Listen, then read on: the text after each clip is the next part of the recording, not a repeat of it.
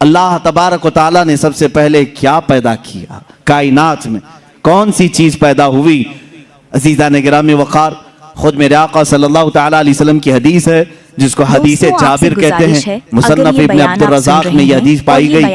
حضور پاک صلی اللہ تعالیٰ علیہ وسلم نے حضرت جابر سے کہا، اے جابر، سب سے پہلے اللہ نے مخلوقات میں تیرے نبی کے نور کو پیدا کیا۔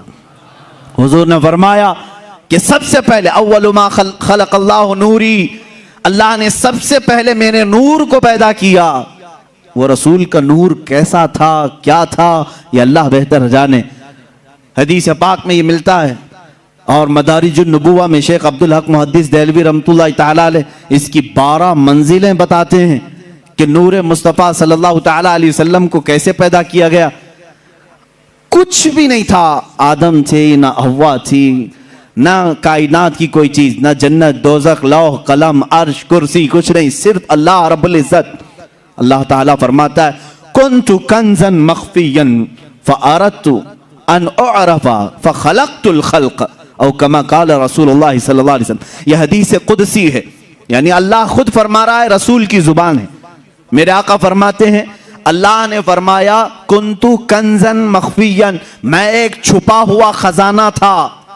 اللہ فرما رہا ہے میں ایک چھپا ہوا خزانہ تھا، فاردت ان اعرف، تو میں نے یہ ارادہ کیا کہ میں پہچانا جاؤں، میرا تعارف ہو سب کے سامنے۔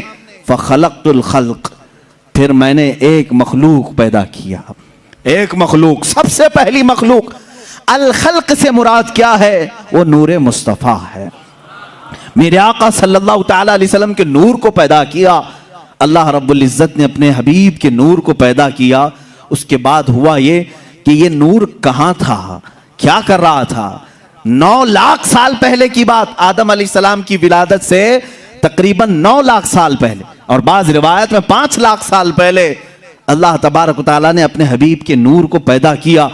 اب یہ نور مصطفیٰ صلی اللہ تعالیٰ علیہ وسلم عالم وحدانیت میں اپنے رب کی مدح و سرائی کرتا رہا، اور یہ نور اپنے رب کی وحدانیت میں رقص کرتا، اور اس کے بعد 12,000 سال کے بعد یہ دوسری منزل میں آیا، 12,000 سال کے بعد تیسری منزل میں، یہاں تک کہ 12 منزلیں یہ اس نور نے طے کی۔ اس میں الگ الگ منزلیں طے کرائی گئیں، یعنی اللہ رب العزت کی وحدانیت کا اس کی ایک منزل تھی، اور اللہ رب العزت کے صفات کو پہچاننے والی ایک منزل تھی، معرفت کی ایک منزل تھی، حقیقت کی ایک منزل تھی۔ اس طرح کی 12 منزلیں طے کی گئیں۔ اس کے بعد اب حدیث سنو، اللہ کے حبیب صلی اللہ تعالیٰ علیہ وسلم فرماتے ہیں اللہ نے اپنے نبی کے نور کے 4 حصے کیے، 4 حصے کیے۔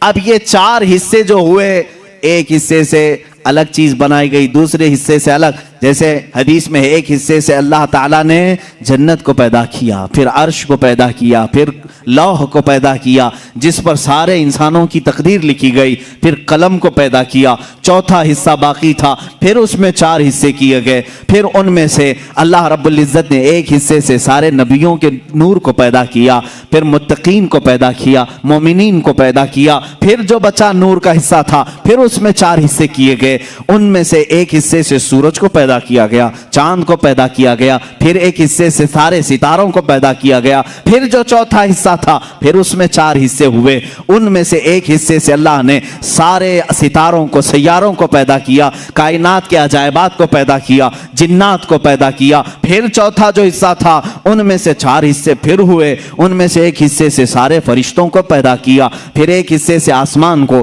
ایک حصے سے زمین کو، یہاں تک کہ یہ حدیث بڑی طویل ہے۔ اللہ کے نبی صلی اللہ تعالیٰ علیہ وسلم بیان کرتے رہے، تیرے نبی کے نور کے 4 حصے اللہ نے کیے، پہلے 3 حصوں سے الگ الگ چیزیں بنائی، چوتھے حصے میں پھر 4 حصے، یہ کرتے ہوئے میرے آقا نے یہاں تک بنایا کہ قیامت تک ہونے والی تمام اشیاء کو اللہ نے تیرے نبی کے نور سے پیدا کیا ہے۔ رسول پاک صلی اللہ تعالیٰ علیہ وسلم کے نور سے ساری کائنات کی ہر چیز کو پیدا کیا۔ اسی لیے ہم یہ کہتے ہیں وہ جو نہ تھے تو کچھ نہ تھا، وہ جو نہ ہو تو کچھ نہ ہو، جان ہے وہ جہان کی، جان ہے تو جہان ہے۔ میرے آقا جان کائنات ہیں، اصل کائنات ہیں، مقصد کائنات ہیں۔ اللہ رب العزت نے میرے آقا صلی اللہ علیہ وسلم کے نور کو اتنی منزلوں سے گزارا۔ اس کے بعد اب اندازہ کریں آپ، حضور پاک صلی اللہ تعالی علیہ وسلم کے نور کے ایک حصے سے جو سورج بنا ہے، جو ستارے بنے، جو چاند بنے، ان میں اتنی روشنی ہے کہ پوری کائنات کو چمکا رہے ہیں۔ تو جس نور مصطفیٰ میں اللہ نے سراپا نور رکھا ہے، وہ پوری کائنات کو کیسے نہیں جگمگا سکتا ہے، کیسے نہیں روشن کر سکتا ہے۔ اسی لیے اعلیٰ حضرت فاضل بریلوی رحمت اللہ تعالی علیہ نے پورا قصیدہ نور میرے آقا کی شان میں لکھا ہے۔ صبح طیبہ میں ہوئی بٹا ہے باڑا نور کا، صدقہ لینے نور کا آیا ہے تارا نور کا، یا رسول اللہ تیری نسل پاک میں ہے بچہ بچہ نور کا، تو ہے عین نور تیرا سب گھرانہ نور کا۔ نور کا قصیدہ اعلیٰ حضرت نے پورا حضور کے ہر عضو کو نور کہا ہے۔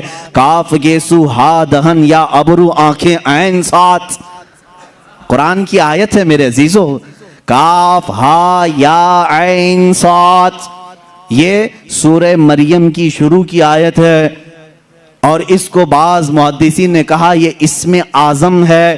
اسم اعظم، اس کی تلاوت سے اللہ ہر دعا قبول کرے گا۔ کاف ہا یا عین صاد، لیکن عاشق رسول جب جب پڑھتا ہے اس میں اپنے نبی کو ہی دیکھتا ہے۔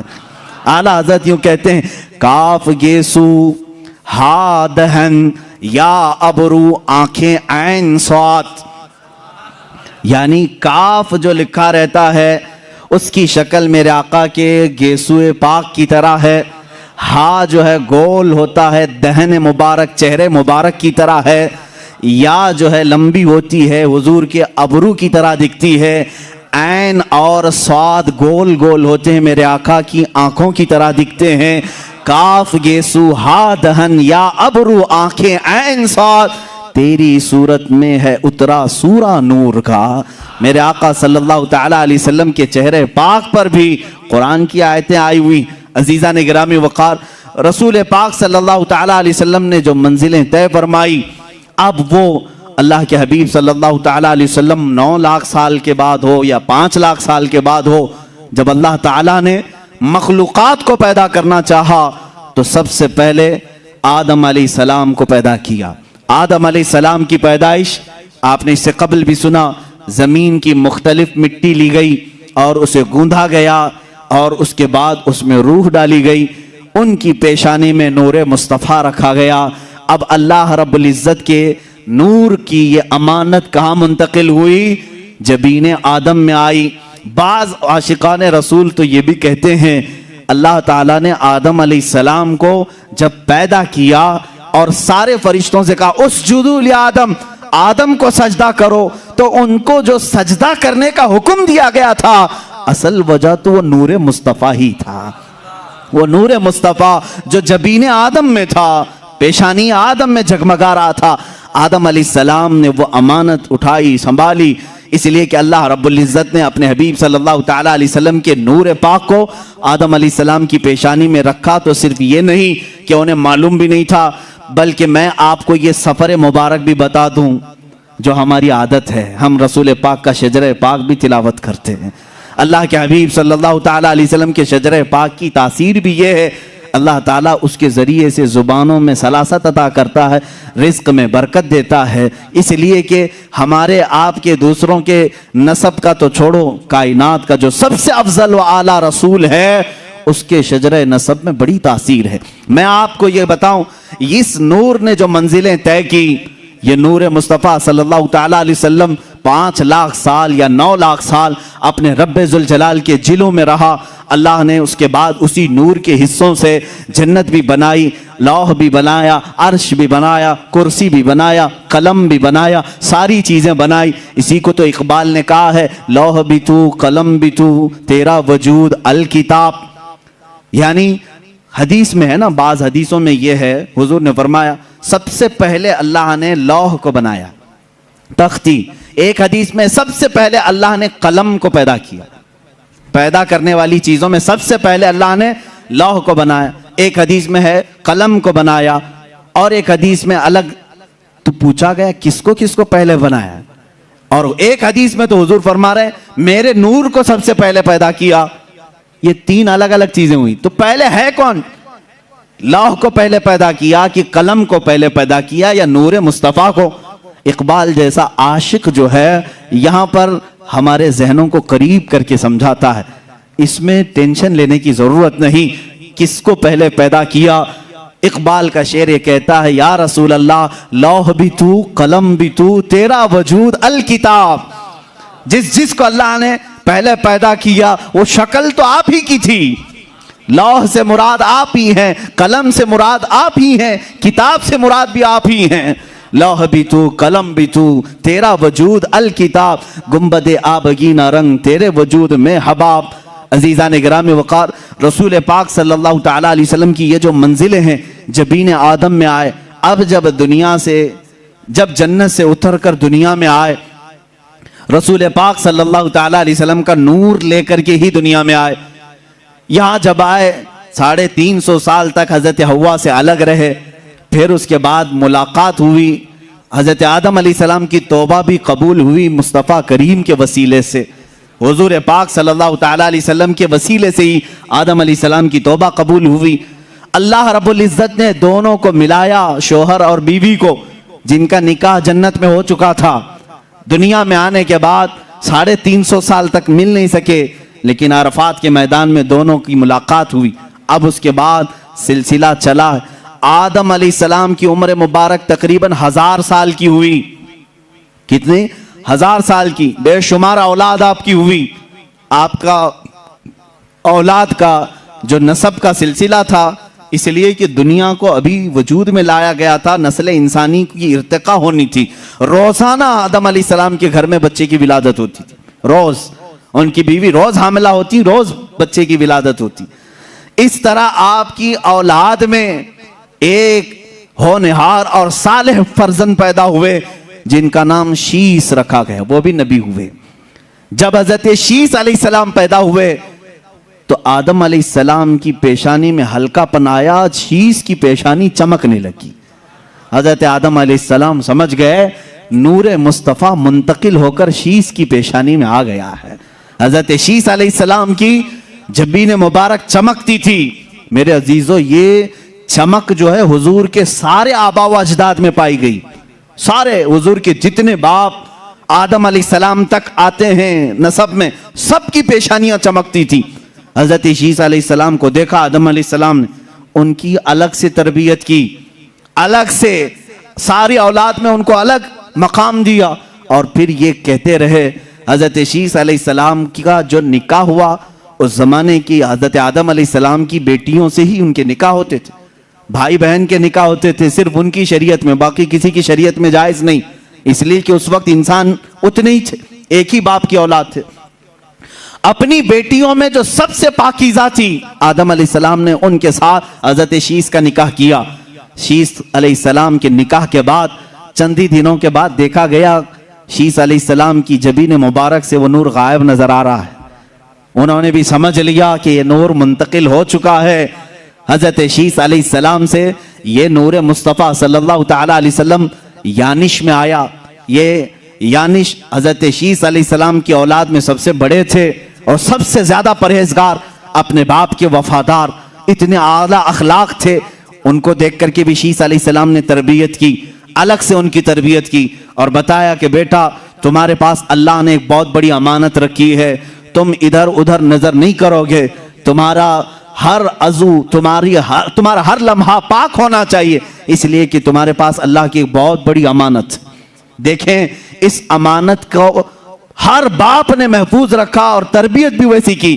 حضرت یانش کا جب نکاح ہوا وہ بھی اپنے اشرف خاندان میں، اعلیٰ خاندان میں، جب ان کے گھر ان کی دلہن آئی چند سالوں کے بعد حضرت یانش کی پیشانی مبارک سے بھی وہ نور غائب نظر آیا۔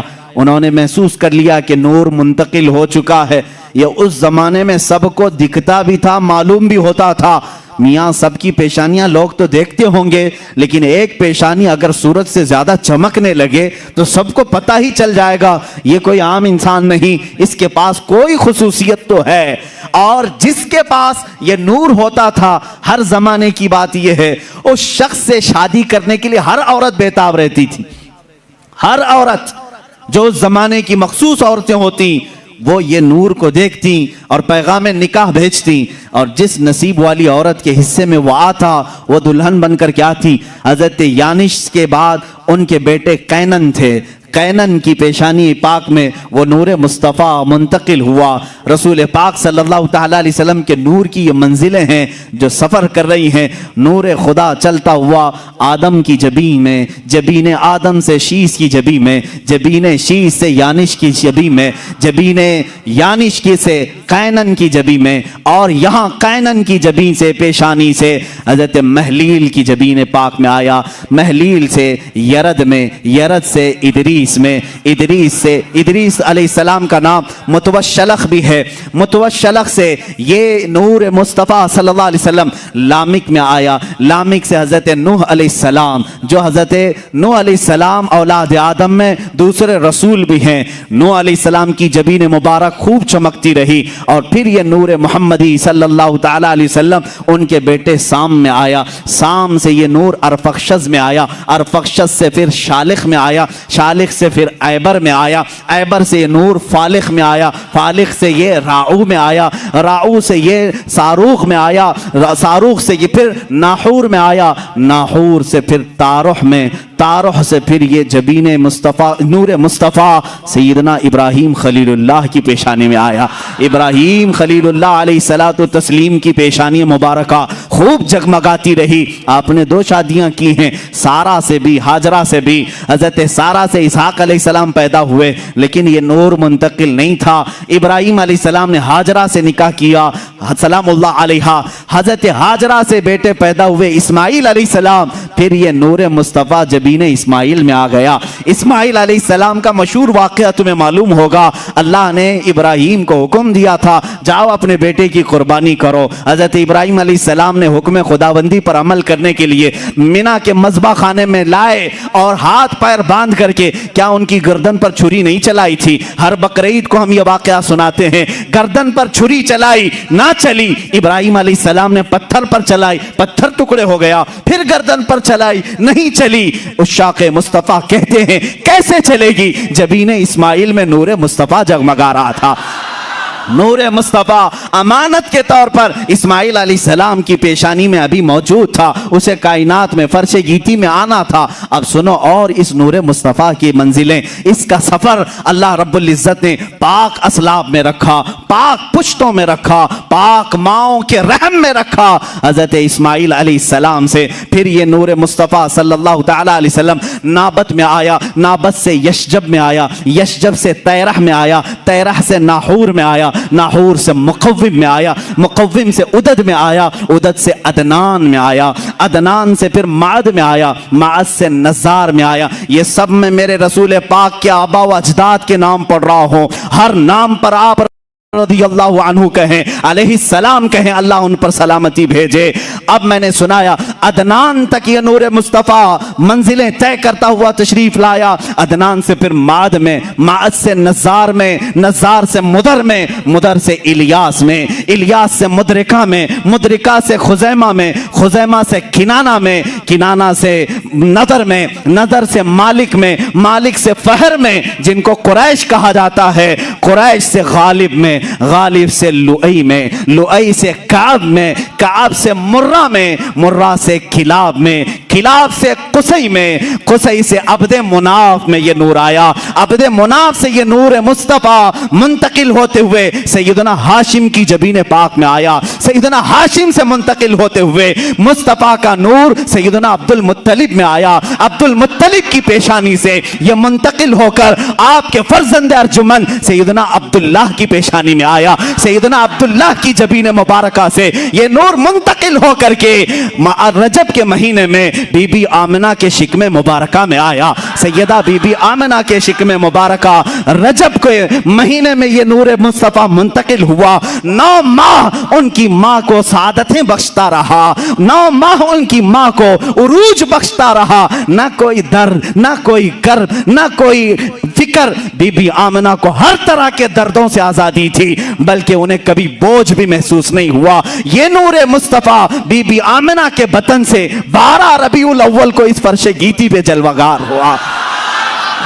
आई नई हुकूमत, सिक्का नया चलेगा, आलम में रंग बदला, सुबह शबे विलादत। मैं नूर मुस्तफ़ा सल्लल्लाहु तआला अलैहि वसल्लम की ये मंजिलें आपसे अर्ज कर रहा था कि आपका शजर नसब बड़ी बरकतों वाला है, क्योंकि कुरान कह रहा है व तक़ल्लुबका फिस्साजिदीन। ऐ रसूल, हमने आपके नूर को, आपके नुतफे को हमेशा सजदा करने वालों में रखा है। सजदा करने वालों में रसूल पाक के नूर को रखा गया। अब ये जालिम कहते हैं बीबी आमिना और हजरत अब्दुल्ला काफिर थे। मुअज़्ज़ल्लाह रब्बिल आलमीन, मेरे रसूल के बाप, मेरे रसूल की माँ, उनके लिए ऐसे नाजेबा कलमात ना इस्तेमाल करो। ए मुसलमानों, अल्लाह के नबी सल्लल्लाहु तआला अलैहि वसल्लम के नसब पर अगर तुम एतराज़ करो, और एक एतराज़ करते हैं इब्राहिम अलैहिस्सलाम के बाप आज़र थे, कुरान में आया है आज़र इब्राहिम अलैहिस्सलाम के बाप का नाम नहीं, वो उनका चाचा था जो काफिर था, बुत परस्त था। इब्राहिम अलैहिस्सलाम के वालिद का नाम तारुह था, जो किताबों में मौजूद है, सही किताबों में। आदम अलैहिस्सलाम से लेकर हजरत अब्दुल्ला तक जितनी भी पुश्तें आई, जितनी भी पीढ़ियां आई, इनमें एक भी काफिर नहीं था, एक भी मुशरिक नहीं था। अपने अपने जमाने में या तो वो अपने नबियों के, अपने रसूलों के ज़माने में उनके उम्मती बनकर मोमिन रहे, या अगर नबी का ज़माना नहीं था तो ज़माने फ़तरत में वो मुआहिद बनकर रहे, यानी एक खुदा की इबादत करते हुए। हज़रत अब्दुल मुत्तलिब रज़ी अल्लाह ताला अन्हु हुज़ूर के दादा हैं। मुझे पूरी तारीख छान मार के बताओ, 360 बुत तो काबे के पास थे, क्या हज़रत अब्दुल मुत्तलिब ने कभी किसी बुत की पूजा की है? मैं उनसे पूछता हूं, जो रसूल पाक के वालिदैन को बुत परस्त या काफिर कहें, मैं उनसे पूछूं, अरे हजरत उस्मान के सीरत में यह मिलता है कि जिंदगी भर उन्होंने बुतों की परस्तिश नहीं की। हजरत अबू बकर की सीरत में मिलता है, यानी ईमान लाने से पहले भी उन्होंने कभी बुतों को सजदा नहीं किया था। जो नफ्स शरीफ थे पैदाइशी, वो बुतों की पूजा नहीं करते थे, आइडियल वर्शिप नहीं। आज भी जो सलीमुत्तबा लोग हैं वो आइडल वर्शिप, यानी बुतों की इबादत को वो नहीं तस्लीम करते। खुदा एक है जिसने सारी कायनात को पैदा किया, जिनको हमने अपने हाथों से पैदा किया, वो खुदा नहीं हो सकते, वो मखलूक है। तो क्या वो उसे चाहिए कि वो जिसको तुमने बुत बनाया है वो तुमको खुदा कहने लग जाए कि मुझे तो इसने बनाया है? उल्टा तुम कह रहे हो। बहरहाल हमारा खालिक सिर्फ अल्लाह है। अजीज़ान गिरामी, हुजूर सल्लल्लाहु तआला अलैहि वसल्लम के आबा व अजदाद में कोई मुशरिक और काफिर नहीं था। अब ये मसला मैंने आपको बताया। दोनों के मुतालिक, हजरत अब्दुल्ला और हजरत आमिना के मुतालिक थोड़ी सी और बातें मैं बता दूं। वो ईमान लाए थे कि नहीं, इस पर 3 जमातें उलमा की, इमाम जलालुद्दीन सुयूती रहमतुल्लाह तआला अलैह ने पूरी किताब लिखी है इस पर। हुजूर सल्लल्लाहु अलैहि वसल्लम के वालिदैन मोमिन थे और जन्नत में। उन्होंने साबित किया, 3 तरीकों से उलमा साबित करते हैं। पहला तरीका तो यह है कि इनकी वफात हुजूर के ऐलान नबुव्वत से पहले हो गई। हुजूर ने अपने नबी होने का ऐलान किया 40 साल की उम्र। हजरत आमिना की वफात हुजूर के 6 साल उम्र में ही हो गई। हजरत अब्दुल्ला जो हुजूर के वालिद हैं, हुजूर की पैदाइश से 6 महीने पहले इंतकाल कर चुके। तो जब हुजूर की नबुव्वत का ऐलान ही नहीं हुआ था, उससे पहले वो दोनों इंतकाल कर गए। तो इस जमाने में जितने लोग इंतकाल किए, अगर उन्होंने बुतों की पूजा नहीं की तो उनको भी मोमिन मुआहिद कहा जाता है। एक खुदा को मानते थे। हम अपने रसूल के बाप और माँ को मुआहिद और मोमिन तस्लीम करते हैं, इसलिए कि वो हुजूर की ऐलान नबुव्वत से पहले आए थे और इंतकाल किए। एक तरीका तो ये है। दूसरा ये है, हजरत इमाम जलालुद्दीन सुयूती फरमाते हैं, आखिरी हज था मेरे आका सल्लल्लाहु अलैहि वसल्लम का, मकाम जेराना के पास हजून, मकाम हजून मक्का का एक इलाका है, वहां हुजूर गमगीन थे, आपकी आंखों से आंसू उतर रहे थे। हुजूर पाक सल्लल्लाहु तआला अलैहि वसल्लम ने अपने रब से यूं अर्ज किया कि ऐ मौला, मेरी माँ और मेरे बाप किस हाल में हैं?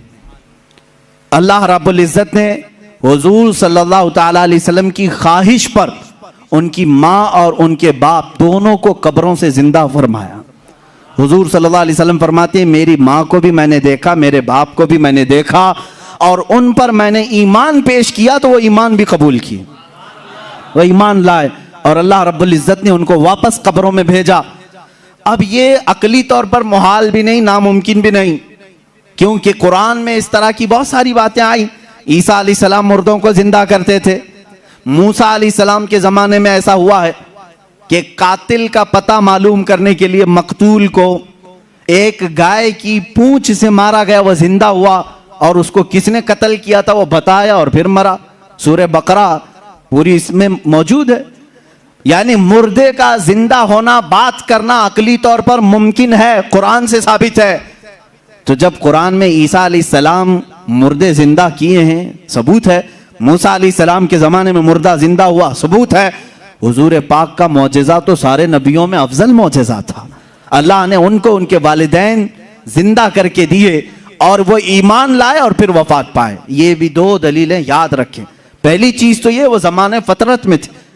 دوسری چیز یہ ہے کہ اللہ نے اپنے رسول کے لیے ان کے والدین زندہ فرمائے. اب آگو عزیزان گرامی وقار, ولادت باسعادت کے احوال ہمیں ذکر کرنے ہیں. رسول پاک صلی اللہ تعالی علیہ وسلم کی ولادت عام بچوں کی طرح ولادت نہیں. حضور اکرم صلی اللہ تعالی علیہ وسلم اس جہان عالم میں, اس فرش گیتی میں جو تشریف لائے ہیں وہ ایک الگ شان ہے. بڑی عظیم شان کے ساتھ آپ تشریف لائے. عام بچوں کی طرح نہیں, بلکہ عرب میں اس زمانے میں کیا کیا ہوا تھا, آس پڑوس میں کیا کیا ہوا تھا, سب مجھے بتانا ہوگا. اس لیے کہ رب تبارک و تعالیٰ جب کائنات کے سب سے افضل انسان کو بھیج رہا ہے تو کائنات میں تبدیلی تو ہونا ہی ہوگی ہی. اس لیے کہ برسوں جن نبیوں نے اس رسول کے آنے کی بشارتیں سنائی ہوں, وہ رسول جب آ رہا ہو کیا ہوا جانتے ہیں؟ جس رات حضرت عبداللہ سے یہ نور مصطفیٰ منتقل ہو کر بطن آمنہ میں آیا, اسی رات کو آوازیں آئیں. یہ روایات میں موجود ہے.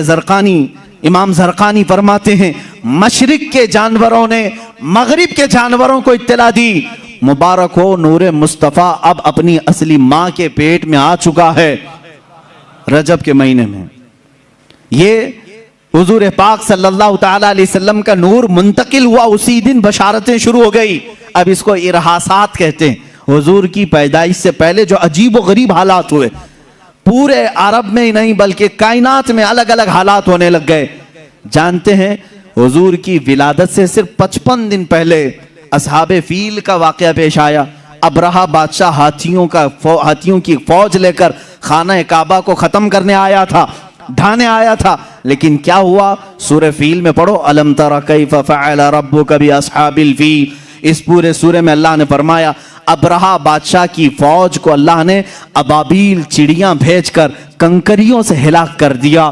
پورے کے پورے تہس نہس ہو گئے. ابرہہ کی لاش نہیں ملی, سارے فوجی مر گئے, ہاتھی سکڑ گئے, ایسا ہو گئے تھے فجعلہم کعصف مأکول. ایسا اللہ نے ان کو ہلاک کیا تھا جیسے نوچ کھائی ہوئی مرغی, یعنی چھلی ہوئی مرغی جس طرح دکھے, اس طرح پوری فوج بن گئی تھی. سارے لوگ ہلاک ہو گئے تھے. یہ صرف حضور پاک صلی اللہ علیہ وسلم کی ولادت سے 55 دن پہلے کا واقعہ ہے.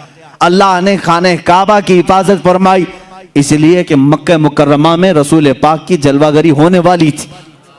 عرب میں حالات کیسے بدلے, موسم پورے سال کا بہت ہی خوشگوار.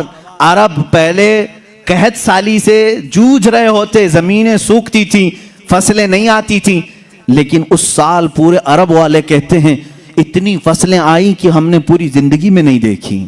موسم بہار, بارشیں, خوشگوار ہوائیں, اور پورے سال میں جو سب سے حسین مہینہ آتا ہے اس کو کہتے ہیں ربیع الاول. سب سے حسین مہینہ, اس کو ربیع کیوں کہا جاتا ہے؟ عرب والوں نے اس کا نام رکھا, ربیع کہتے ہیں بہار کو, جو گلابی موسم ہوتا ہے جس میں لوگوں کو اپنے سارے وسوسے, ٹینشن, فکریں ختم کرنے کا موقع ملے, سکون کی ہوائیں آتی, نہ زیادہ گرمی, نہ زیادہ ٹھنڈی, نہ بارش, جس کو آپ ساون کا مہینہ کہہ لیں. تو عرب میں جو پہلی بہار آتی تھی اس کو ربیع الاول کہا جاتا ہے. سب سے پر بہار موسم, اسی موسم میں میرے آقا دنیا میں تشریف لائے ہیں. ربیع الاول عرب والوں کے لیے مشہور تھا کہ اس میں بہار کا موسم ہوتا ہے. اب سنیے پورے حالات کیسے تبدیل تھے. بڑے بڑے واقعات ہوئے میرے آقا کے آنے سے پہلے. हुजूर पाक सल्लल्लाहु ताला अलैहि वसल्लम की विलादत से पहले क्या क्या वाक़यात हुए सुने।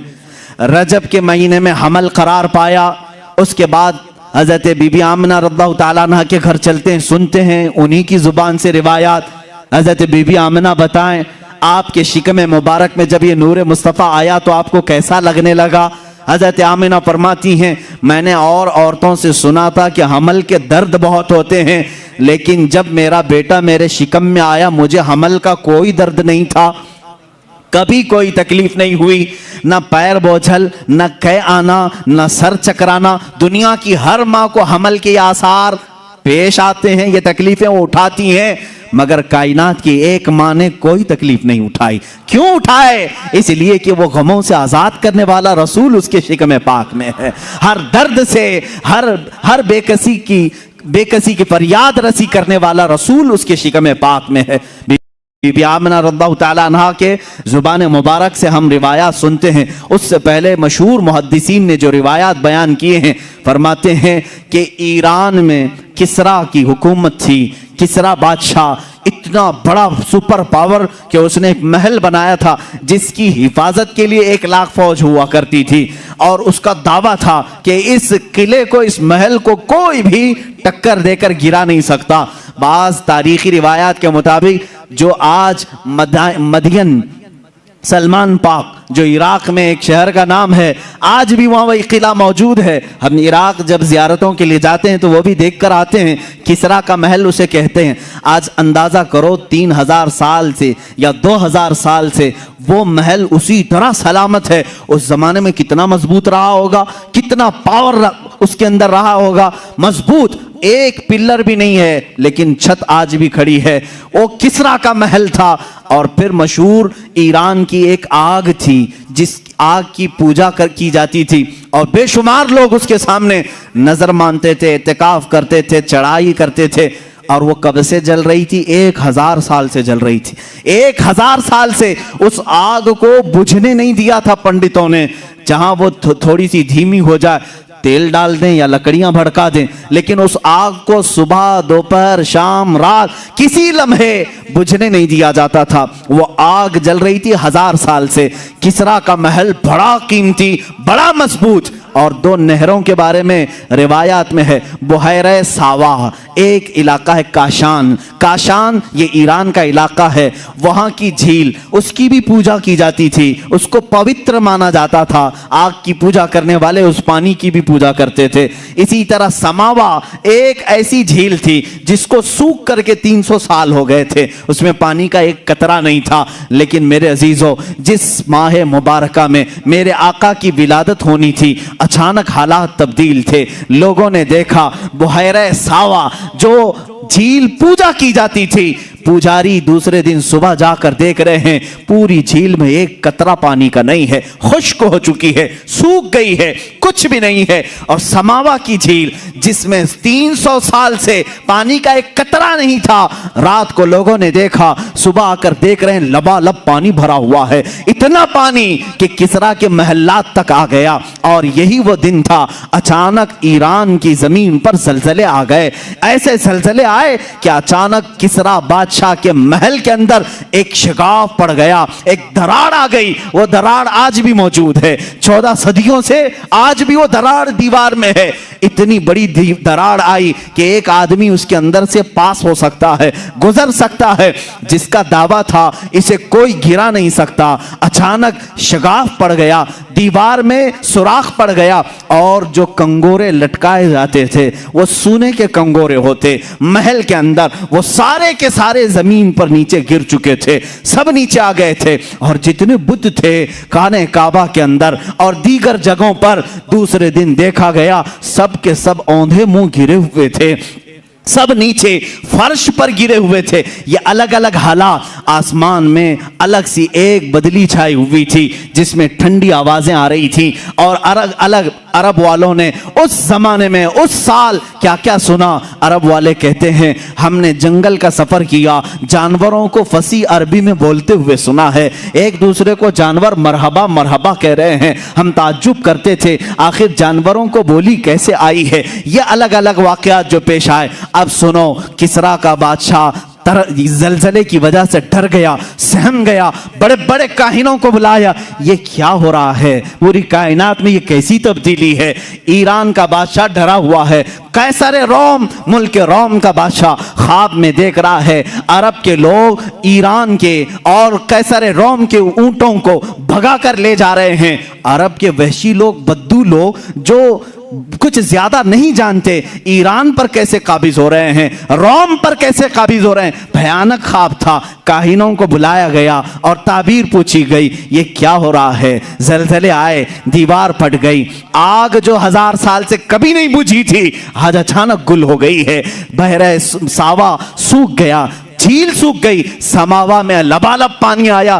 یہ انہونیاں ہمیں نہیں سمجھ میں آ رہی۔ سارے کاہن بیٹھے، جتنے اس زمانے کے جوتش رہے ہوں گے، نجومی رہے ہوں گے، سبوں نے کیلکولیشن کیا اور بادشاہوں سے کہا، اے بادشاہ سلامت، ہم نے اپنے حساب سے دیکھا ہے اور ہماری تعبیر جو نشانہ بتاتی ہے وہ وہی ہے جس کو ہم شعر میں کہتے ہیں، آئی نئی حکومت، آئی نئی حکومت، سکہ نیا چلے گا۔ تعبیر ایک ہی لگ رہی ہے، بادشاہ سلامت تمہارے خواب کی بھی تعبیر یہی ہے، کنگورے گرے ہیں، دیوار پھٹی ہے، جھیل سوکھی ہے، آگ بجھی ہے، سب کی تعبیر ہمارے علم کے مطابق تو یہی لگ رہی ہے۔ عرب میں آئی نئی حکومت، سکہ نیا چلے گا، عالم میں رنگ بدلا، صبح شب ولادت۔ یہ تو میں شعر کی زبان میں کہہ رہا ہوں۔ ان نجومیوں نے کہا تھا بادشاہ سے، ضرور کائنات میں کوئی بچہ پیدا ہوا ہے جس بچے نے ساری سلطنتوں کو ہلانا ہے۔ اور بادشاہوں کو اسی دن نجومیوں نے کہا تھا،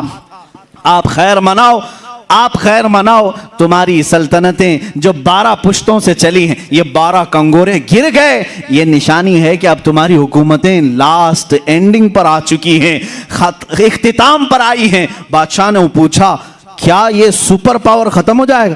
جیسے اگر آج جا کر کوئی امریکہ سے کہے کہ تمہیں ایک چھوٹا ملک ختم کر دے گا، یہاں بیٹھے ہوئے چند مجمع آپ کو ہلا دیں گے، وہ ہنسے گا، بولے گا ان کی کیا طاقت ہے، ہمارا اتنا بڑا نظام ہے، کیا کیا ہم نے نہیں پھیلایا ہے۔ کسرا نے بھی یہی کہا تھا، روم کے قیصر نے بھی یہی کہا تھا۔ ہاں، ایک بچہ پیدا ہوا، کہاں پیدا ہوا؟ عرب میں پیدا ہوا، بدوؤں کے ہاں، جو عربی لوگ ہیں، دیہاتی لوگ ہیں، اور ہم پاورفل، اس زمانے کے پاش لوگ، سب سے زیادہ ان کے پاس مال، سب سے زیادہ فوج، اسلحے ان کے پاس، انہوں نے نجومیوں کو قتل کر دیا، مار دیا۔ تم لوگ جھوٹی تعبیر بولتے ہو۔ بادشاہ کی عادت یہی ہے، اس کی طبیعت کے مطابق تعریف کرو تو خوش ہوگا، اس سے صرف یہ پوچھو بادشاہ سے، آپ آم کیسے کھاتے ہیں، تو تعریف کرو، خوش ہوگا۔ ہر بادشاہ کی عادت ہے۔ انٹرویو لو تو یہ مت پوچھو نوٹ بندی کیوں کیا تھا، مت پوچھو، یہ سب نہیں پوچھنا۔ جاب کہاں گئی، وہ مار ڈالے گا۔ تم تعبیر، جوتش بھی صحیح نہیں ہو، تم جوتش بھی صحیح نہیں ہو۔ ہاں، جوتش یہ کہے سارے بھاگ کھلے ہوئے ہیں آپ کے، سارا سینہ چوڑا ہو گیا ہے، دیکھیں ان کو نوازا جائے گا۔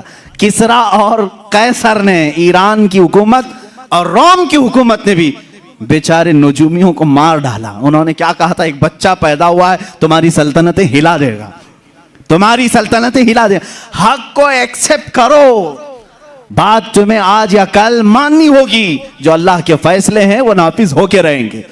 اور رسول کے متعلق میرے مولا نے فرمایا، هو الذي ارسل رسوله بالهدى ودين الحق ليظهره على الدين كله۔ اللہ فرماتا ہے ہم نے وہ رسول بھیجا ہے، رسول کو ہدایت کے ساتھ بھیجا ہے، یوں ہی نہیں بھیجا کہ تم نعرے لگاتے رہو۔ اللہ فرماتا ہے ليظهره على الدين كله، اللہ فرما رہا ہے ساری کائنات پر میرے رسول کے دین کو غالب کرنے کے لیے بھیجا۔ وہ رسول کا دین غالب آئے گا آج یا کل، کیونکہ اللہ کا فرمان جھوٹا نہیں۔ فرانس میں بھی اسلام آئے گا، امریکہ میں بھی اسلام آئے گا، یورپ میں بھی اسلام آئے گا۔ ہاں، جہاں جہاں منکرین ہوں گے اسلام غالب آئے گا، تمہیں برا لگتا ہو اگرچہ۔ اور اللہ نے فرمایا، آگے پوری آیت پڑھتا ہوں، لِيُظْهِرَهُ عَلَى الدِّينِ كُلِّهِ وَلَوْ كَرِهَ الْمُشْرِكُونَ۔ اللہ فرما رہا ہے اللہ اپنے رسول کے دین کو غالب کرے گا۔ حضور سے پوچھا گیا یہ غالب کب ہوگا؟ حضور نے فرمایا میری اولاد میں ایک میرا بیٹا آئے گا جس کا نام محمد مہدی ہوگا۔ امام مہدی آئیں گے اور اس زمانے میں پوری کائنات میں صرف اور صرف اسلام ہوگا، صرف اسلام ہوگا۔ اور اللہ نے جو فرمایا وہ بھی سن لیں، بالکل سچ، وَلَوْ كَرِهَ الْمُشْرِكُونَ، اگرچہ کافروں کو یہ بات ناپسند آئے گی، ہاں ناپسند آئے گی، ان کو برا لگے گا۔ ابھی اگر میں کہوں RSS والے بھی مسلمان ہو جائیں گے، برا لگے گا، تکلیف ہوگی ان کو۔ ہو سکتا ہے جس کو بھی ہم کہیں اسے تکلیف ہو، لیکن میرے عزیزوں میں قرآن پڑھ رہا ہوں، قرآن یہ کہہ رہا ہے اللہ اپنے رسول کے دین کو غالب کرے گا، اس بات کے کہنے پر تم مجھے مار ڈالو گے، کوئی مسئلہ نہیں۔ جنہوں نے اپنے بادشاہوں کو یہ بتایا پہلے ان کو مار دیا بادشاہوں نے، لیکن بعد میں ان کی حکومتوں نے دیکھا، قیصر و کسریٰ بھی گرفتار ہو کر غلامان رسول کے قدموں میں آ گئے تھے۔ اور جانتے ہو اس شان سے کہ اللہ کے نبی صلی اللہ تعالیٰ علیہ وسلم کی وفات کے صرف 2.5 سال بعد، 5 سال بعد سمجھ، وہ جلال آور خلیفۃ المسلمین عمر ابن خطاب رضی اللہ تعالیٰ عنہ جب مسند خلافت پر جلوہ بار ہوئے، اپنی فوج کو کسریٰ کے پاس بھی بھیجا، روم بھی قیصر کے پاس بھی بھیجا، اور دونوں جگہ بھی فتح ہوئی۔ اور یہ غلامان رسول جن کو قیصر و کسریٰ کیا کہہ رہے تھے، ایک بچہ پیدا ہوا ہلا دے گا، نجومیوں کو مار ڈالا، اور اسی رسول کے چند غلاموں نے ان کے تختوں کو ہلا دیا، کرسیاں ہمیشہ کے لیے ختم ہوئی۔ مجھے تاریخ بتاؤ، ایران اور قیصر روم جب یہ ختم ہوئے، آج 14 صدیاں ہو گئی، دوبارہ نہ کسریٰ آیا نہ قیصر آیا، نہیں آیا، ان کا خاتمہ ہونا تھا، ہو گیا۔ عزیزان گرامی وقار، اس شان سے اللہ نے اپنے حبیب کے غلاموں کو فتح دی۔ مسجد نبوی میں مال غنیمت لے کر کے آئے، اور اس میں قالین لے کر آئے جس پر کسریٰ بادشاہ کی کرسیاں لگتی تھی، اس زمانے کا مہنگا قالین جس پر بیٹھ جائے تو لوگ دنیا میں فخر کرتے تھے، میں کسریٰ کے قالین پر بیٹھ کر آیا ہوں۔ جب کسریٰ کا سب دربار ختم ہوا، مال غنیمت مدینہ طیبہ صحابہ لے آئے، حضرت عمر سے پوچھا بہت مہنگا ہے دنیا کا، اس محل کی سب سے قیمتی چیز ہم لے آئے، اس کو کہاں سجائیں؟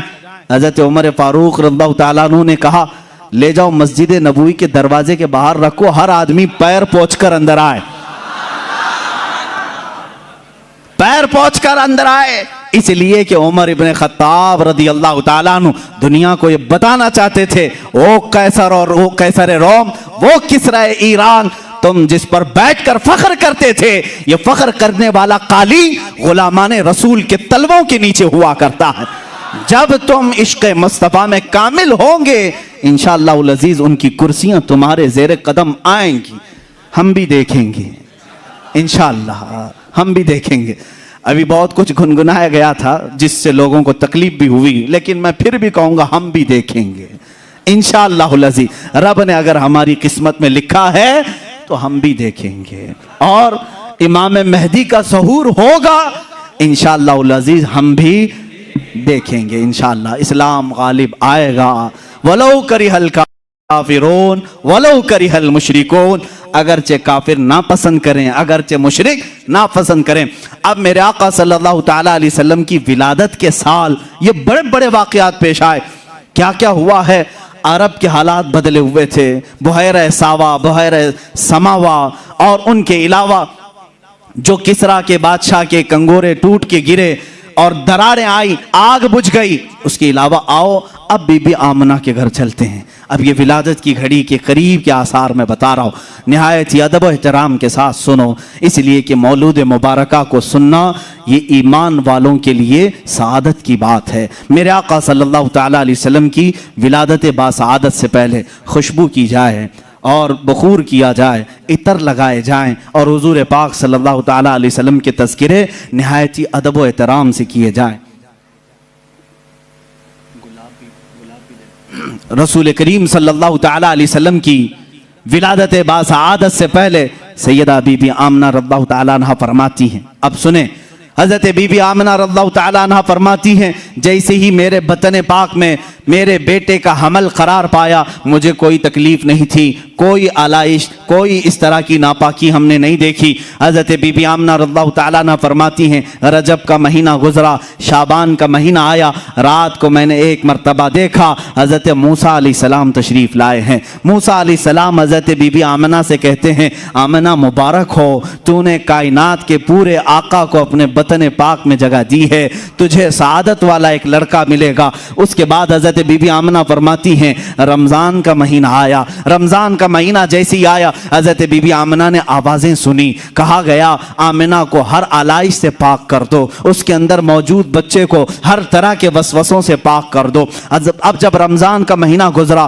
شوال کا مہینہ آیا، حضرت بی بی آمنہ کہتی ہیں شوال کے مہینے میں نے دیکھا حضرت ابراہیم علیہ السلام تشریف لائے ہیں اور ایک جھنڈا اٹھائے ہوئے ہیں، اور وَأَعْلَمَهَا بِرُتْبَةِ سَيِّدِنَا محمد صلی اللہ علیہ وسلم، رسول کریم صلی اللہ علیہ وسلم کے بلند و بالا مرتبے کا قصیدہ پڑھا اور بی بی آمنہ کو کہا مبارک ہو مبارک ہو۔ یہ شوال کا مہینہ گیا، ذی القعدہ کا مہینہ آیا، حضرت بی بی آمنہ فرماتی ہیں ہر ماہ میں کسی نبی کی زیارت کرتی اور وہ مجھے مبارکبادی دیتے اور مرحبا مرحبا کہتے۔ ذی القعدہ گزرا، ذی الحجہ آیا، ذی الحجہ گزرا، محرم کا مہینہ آیا، اس حمل پاک کو سفر کے مہینے میں 8واں مہینہ لگ چکا تھا۔ سفر کا مہینہ یہ بڑا مبارک مہینہ تھا۔ بی بی آمنہ کہتی ہیں میرے بطن پاک کے 8 مہینے کے حمل میں کبھی مجھے بوجھ نہیں محسوس ہوا، کبھی تکلیف نہیں ہوئی، کبھی ایسا اٹھایا نہیں۔ بی بی آمنہ فرماتی ہیں سفر کے مہینے میں جو چیزیں میں نے دیکھی وہ بہت عجیب و غریب تھی، یہاں تک کہ میں رات کے وقت اگر گھر کے اوپر نظر کرتی تو بدلیاں مجھے نظر آتی اور اس میں بات کرنے کی آوازیں سنائی دیتی، ایک دوسرے کو کوئی مبارکبادی دیتا تھا، مجھے معلوم نہیں تھا وہ کون سی مخلوق ہے جو بات کرتی ہے۔ پورے سفر کے مہینے میں حضرت بی بی آمنہ فرماتی ہیں عجیب و غریب باتیں میں آسمان پر ہوتے ہوئے سنتی تھی۔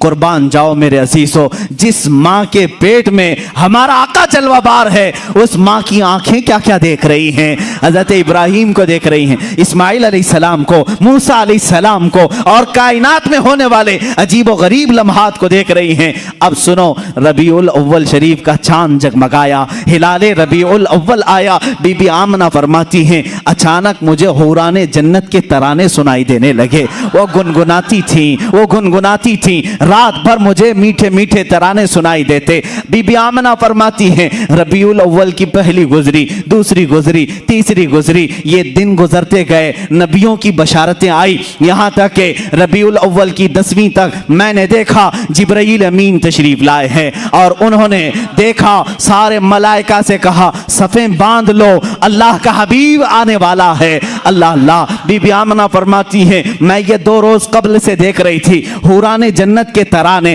یہاں تک کہ 11ویں شب آئی، 11ویں ربیع الاول آئی، اس دن بھی میں نے عجیب و غریب باتیں سنی، عجیب و غریب روشنیاں دیکھی۔ 12ویں شب آئی، کہتی ہیں بی بی آمنہ رضی اللہ تعالیٰ عنہا میری پیشانی سے اچانک ایک نور چمکا، میرے گھر کی دیواروں پر روشنی ہوئی، یہاں تک کہ سیدہ کائنات آمنہ سلام اللہ علیہا کہتی ہیں میں مکہ میں سوئی ہوئی تھی لیکن بصرہ کے محلات کو وہیں سے دیکھ رہی تھی، شام کے محلات کو، ملک شام کے محلات کو میں اس نور کی روشنی میں دیکھ رہی تھی۔ قربان جاؤ اے سنیو، جس کے بطن پاک میں ہمارا آقا ہے وہ مکہ سے بصرہ تک دیکھ سکتی ہے، مکہ سے شام تک دیکھ سکتی ہے، تو وہ رسول کیا نہیں دیکھ سکتا؟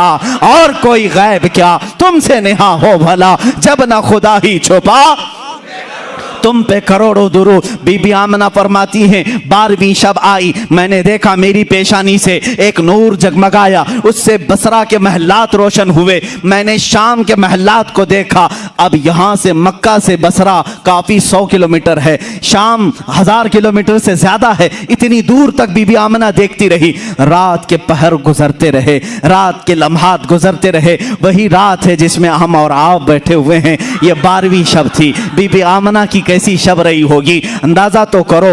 हज़रत आमिना फरमाती हैं मैंने आंख उठाकर देखा तो मुझे फरिश्तों की सफ़ें नजर आई। जिब्राइल कह रहे हैं ऐ मलाइका सफ़ें बांध लो, अल्लाह का नबी आ रहा है। सफ़ें तरतीब दी जा रही हैं, सबके हाथों में मशाले हैं। और अचानक बीबी आमिना फरमाती हैं 12वीं शब की आधी रात गुजरी होगी, हज़रत जिब्राइल उतरते हुए दिखाई दिए। हज़रत जिब्राइल आए, एक मशरिक में झंडा गाड़ा, एक मगरिब में झंडा गाड़ा, तीसरा काबे की छत पर झंडा गाड़ा। काबे की छत पे झंडा गाड़ा, रूहुल अमीन गाड़ा, काबे की छत पे झंडा, ता अर्श उड़ा फरेरा, सुबह शबे विलादत। ये जिब्राइल अमीन ने बशारत दी। मोमिनो सुन्नियो झंडे लहराओ, इसलिए कि जिब्राइल अमीन की सुन्नत है।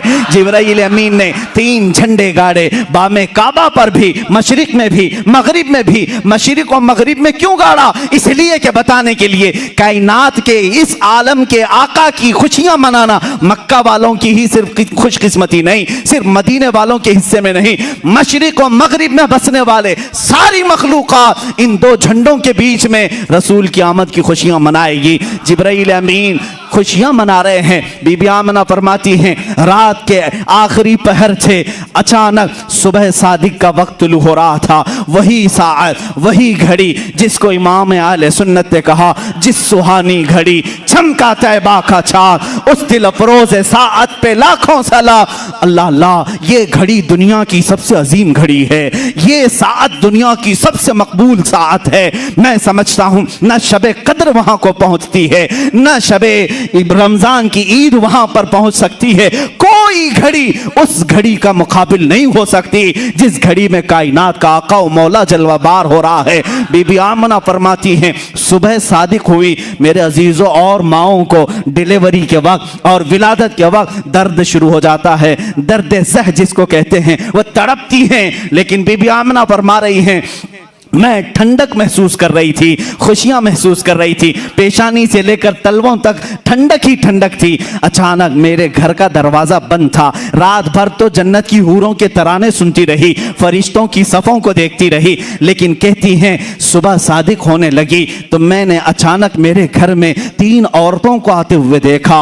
वो औरतें बड़ी हसीन व जमील थी, खूबसूरत थी और अजीब शान की थी। वो मेरे घर के अंदर आई, कोई मेरे दाएं खड़ी हो गई, एक बाएं खड़ी हो गई, एक सिराने के पास खड़ी हो गई। मैंने पूछा यह हज़रत आमिना फरमा रही है ऐ आने वाली खवातीन तुम कौन हो, इस तरह घर में कैसे आई हो? वो खवातीन कहती हैं ऐ आमिना ना घबरा, हम तेरे आने वाले मौलूद की दाया बनकर आई हैं। हम कौन हैं तुझे बताती हैं। एक खातून ने कहा मेरा नाम सैयदा हव्वा है, मैं पूरी कायनात की माँ हूँ। दूसरी कहती है मेरा नाम सैयदा आसिया है जो जन्नत की पाकीज़ा खवातीन में से हो। तीसरी कहती है मेरा नाम सैयदा मरियम है जिसकी पाकी की कसम कुरान खाता है।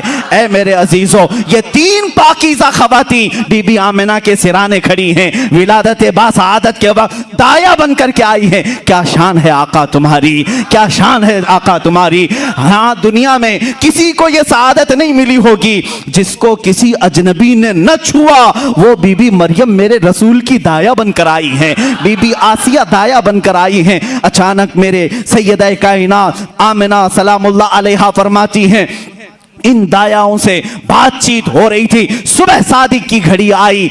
अल्लाह अल्लाह, वो नूर खुदा, वो रहमत आलम, वो रसूल पाक जिसको कायनात के आका व मौला होने का शरफ अल्लाह ने अता किया, वो इस दारे व इस दुनिया गीती में जलवाबार हुआ। मेरी आंखें थोड़ी देर के लिए बंद हुई, जब मैंने आंखें खोली हसीन गुलाब से ज्यादा चमकता हुआ चेहरा, वो नूर वाला तशरीफ ला चुका था। वो कायनात को जगमगाने वाला, वो आलम बाला का रसूल, वो आलम सुफला का रसूल, वो आलम जिन्नात का रसूल, वो आलम मलकूत का रसूल, वो आलम हैवानात का रसूल, वो 18,000 आलमों का रसूल बीबी आमिना के बतन पाक से जलवाबार हुआ। लेकिन किस शान से, अलग ऐसे आम बच्चों की तरह न समझो। बीबी आमिना फरमाती हैं मैंने नजर उठाकर देखा चांद से ज्यादा हसीन चेहरा है, ना जिसमें पाक पर पेट की कोई गंदगी या आलाइश लगी हुई, कुछ नहीं, बल्कि वो नहा करके चमकते हुए बूंदों के साथ आया हुआ था। ऐसे तारे टपक रहे थे, तारों की तरह चेहरे पाक पर पानी के कतरे झिलमिला रहे थे। बीबी आमिना फरमाती हैं मैंने नजर किया حضرت आमिना वो जो तस्वीर खींची है, सदा कुर्बान जाओ मेरे अजीजों, कायनात के आका और मौला की तस्वीर उनकी माँ से ज्यादा हसीन कौन बता सकता है। हजरत आमिना कहती हैं मैंने अजीब व गरीब बात देखी, मेरा शहजादा जब जलवागर हुआ आम बच्चों की तरह रोते चिल्लाते नहीं आया, बल्कि सबसे पहले मैंने सुना उनकी जुबान पर था उम्मती उम्मती उम्मती उम्मती उम्मती उम्मती। उसके बाद मैंने उनको सजदे के आलम में देखा। कौन है वो बच्चा जो पैदाइश के दिन अपने मौला के यहाँ सजदा रेज है, पेशानी जमीन पर है। कायनात के आका और मौला एक दिन के हैं आज, लेकिन सजदे के आलम में हैं।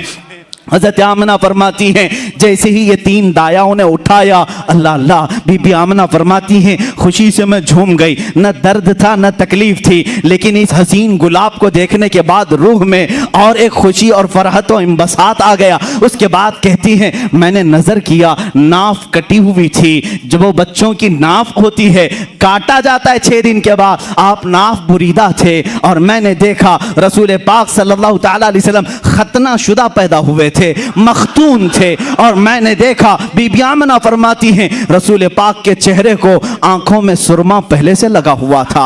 मखहूलन मदहूनुन मखतूनुन मलफूफुन बिथौबिन मिन अस्सौफिल अबयदी अल्यनु मिन अल हरीर अल्यनु मिन अल हरीर अबयदु मिन अस्सौफ। हज़रत आमिना फरमाती हैं अचानक मैंने देखा एक नरम लेशमी कपड़े में उन्हें लपेटा हुआ है, उनकी आंखें सुरमे की हैं, उनकी नाफ कटी हुई है, मखतून हैं। और मैंने जब उठाने की कोशिश की, मुश्क अंबर से ज्यादा खुशबुएं आ रही थी।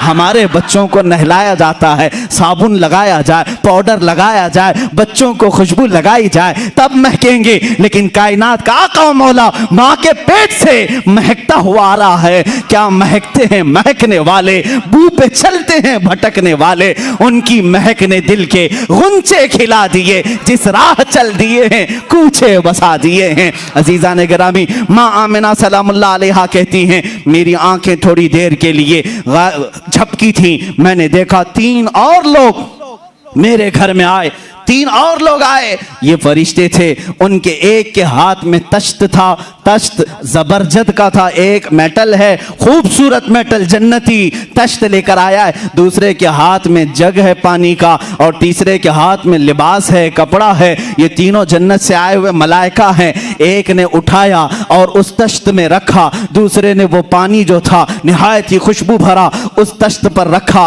और तीसरे ने वो मुलायम रेशम वाला लिबास उनके ऊपर डाल दिया। हज़रत आमिना कहती हैं अचानक ये तीनों गायब हो गए, मेरा बच्चा भी नहीं, ना वो 3 लोग, कोई नहीं दिखा। हज़रत आमिना कहती हैं मेरी आंखों से आंसू जारी हो गए, कायनात का इतना हसीन बच्चा मेरी गोद में, अचानक 3 लोग आए, सुबह सुबह, अभी अंधेरा अंधेरा है और तीनों लोग लेकर गायब हो चुके। कहाँ गया मेरा बच्चा, कहाँ गया मेरा बच्चा? मैं बेकरार थी, बेचैन थी। अचानक एक फरिश्ते की आवाज आई, आमिना घबराओ मत, आमिना बेचैन और बेकरार मत हो, इसलिए कि अल्लाह के हुक्म से फरिश्तों ने उठाया है। कहाँ ले जा रहे हैं? कहते हैं फरिश्ते अब तेरे इस शहजादे को आलमे आला में ले जाया जा रहा है, फरिश्तों को जियारत कराई जा रही है। अल्लाह रब्बुल इज्जत का हुक्म है, सारे फरिश्ते सफे बांध कर खड़े हैं तेरे इस शहजादे की एक झलक के लिए, दीदार के लिए इश्तियाक में खड़े हैं। वो फरिश्ते लेकर गायब हो चुके थे। नूरे मुस्तफ़ा अब जिसमें मुक़द्दस में आया है,